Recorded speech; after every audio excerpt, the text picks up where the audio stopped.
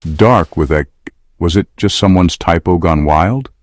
Or is there a deeper, more mysterious reason why this word ends with that sharp, silent letter?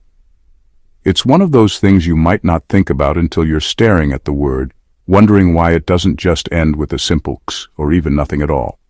Turns out, there's a story here. All right, let's dive into the darkness, or should I say, the darkness of English spelling. The English language is full of oddities, and the spelling of dark is just one of many.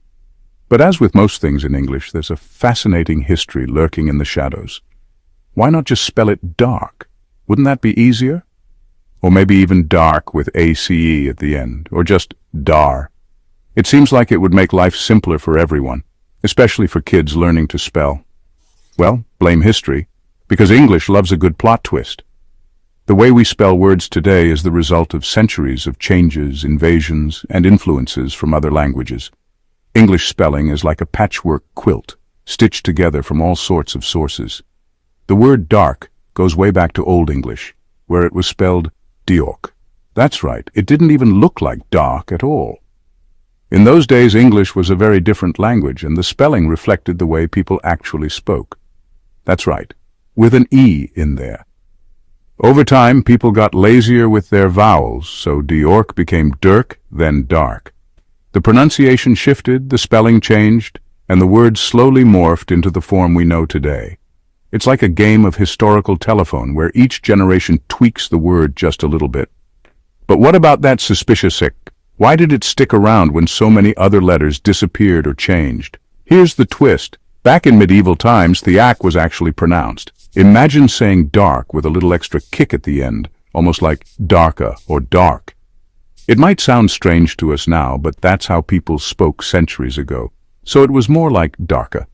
English speakers loved doubling up on consonants for extra clarity, especially after a short vowel sound. This helped make sure that words were pronounced clearly and weren't confused with other similar-sounding words. It was a way to keep the language precise, even as it evolved, kind of like adding a little exclamation point to your word. So, dark kept dak, just to make sure you didn't confuse it with dare or dar. Imagine reading a sentence and not knowing if someone meant dark or dare. That little ick makes all the difference. And why not akai? Well, in Old English, she was pronounced as a hard K sound like cat. But as the centuries rolled by, the letters started to pull double duty, sometimes sounding like and sometimes likes. But as the language evolved, he started getting soft, like in cereal and city. Suddenly, C wasn't always reliable for that strong ku sound. English needed a new way to make sure the sound at the end of dark stayed strong and clear.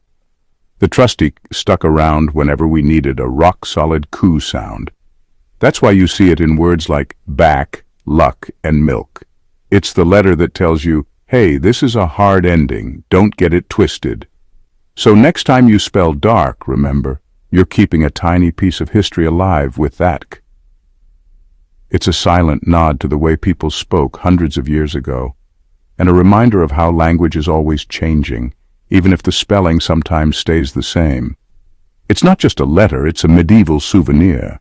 Every time you write dark, you're carrying a little bit of the past into the present, a relic from a time when English was still finding its voice. And there you have it, the curious case of dark and its not-so-silent k. English is full of these quirky leftovers, and each one has a story to tell if you're willing to look a little closer. Hope you found this enlightening. Next time you see a silent letter, remember, it might just be a clue to a fascinating story from the past waiting to be discovered.